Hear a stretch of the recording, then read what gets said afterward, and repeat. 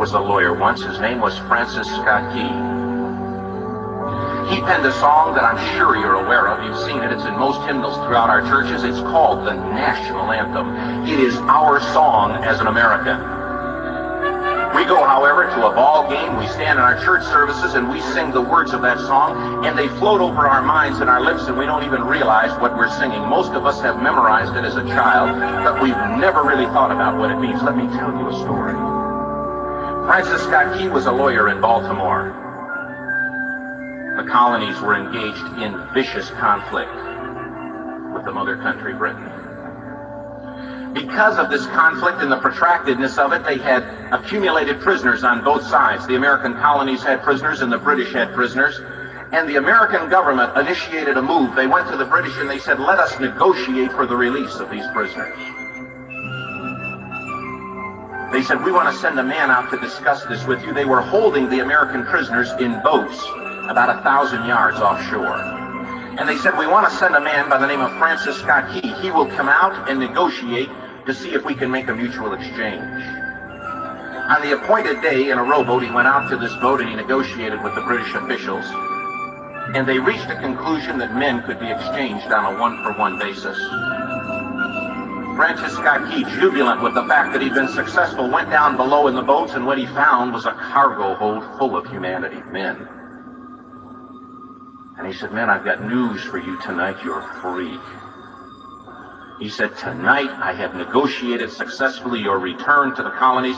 He said, you'll be taken out of this boat, out of this filth, out of your chains. As he went back up on board to arrange for their passage to the shore, the admiral came and he said, we have a slight problem.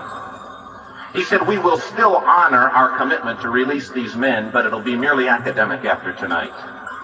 It won't matter. And Francis Scott Key said, what do you mean? He said, well, Mr. Key, he said, tonight we have laid an ultimatum upon the colonies.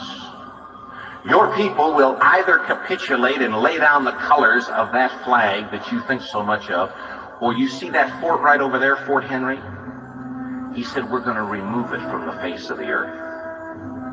He said, how are you going to do that? He said, if you will, scan the horizon of the sea. And as he looked, he could see hundreds of little dots. And he said, that's the entire British war fleet. He said, all of the gunpowder, all of the armament is being called upon to demolish that fort. It will be here within striking distance in a matter of about 2.5 hours. He said, the war is over. These men would be free anyway. He said, you can't shell that fort. He said, that's a large fort. He said, it's full of women and children. He says, it's predominantly not a military fort. They said, don't worry about it. They said, we've left them a way out. And he said, what's that? He said, do you see that flag way up on the rampart? He said, we have told them that if they will lower that flag, the shelling will stop immediately. And we'll know that they've surrendered, and you'll now be under British rule. Francis Scott Key went down below and told the men what was about to happen. And they said, how many ships? He said, hundreds. The ships got closer. Francis Scott Key went back up on top and he said, men, I'll shout down to you what's going on as we watch. As twilight began to fall, and as the haze hung over the ocean as it does at sunset, suddenly the British war fleet unleashed. He says the sound was deafening. There were so many guns that there were no reliefs.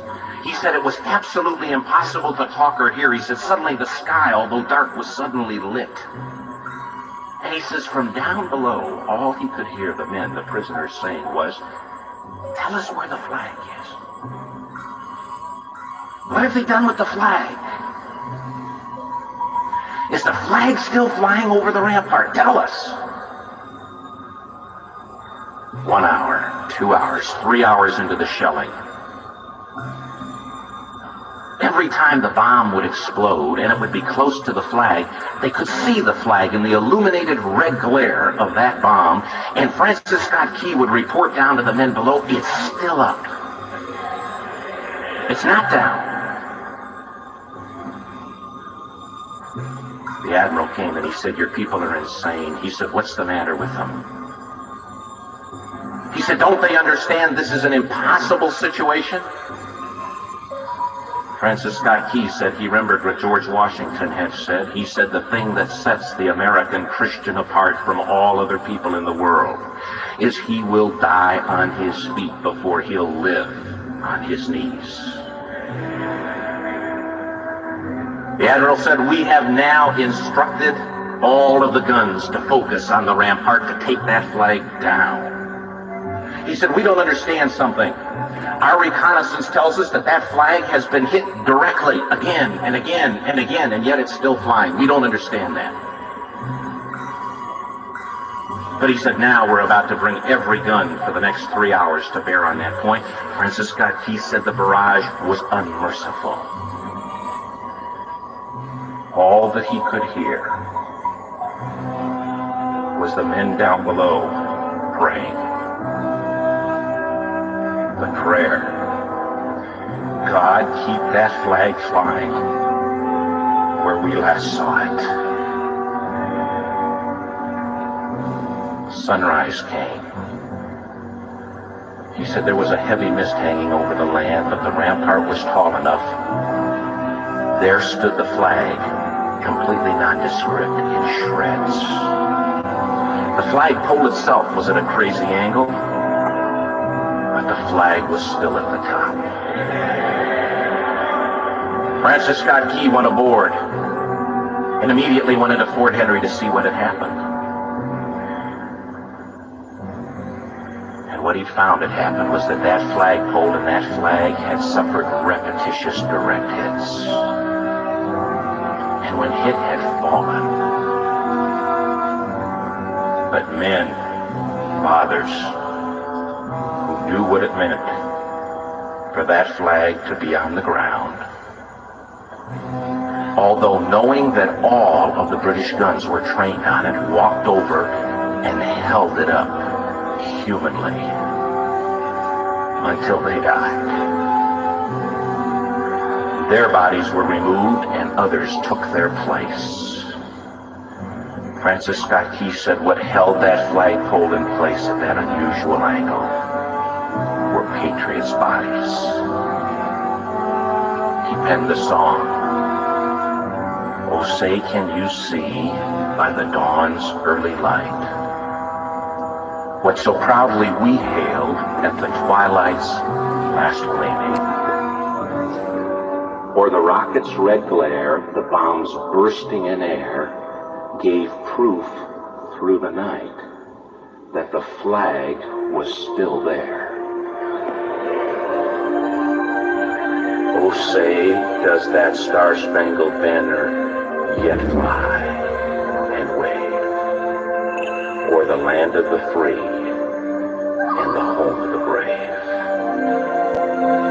The debt was demanded, the price it was paid. Oh, say, can you see by the dawn's early light what so proudly we hailed at the twilight's last gleaming, whose broad stripes and bright stars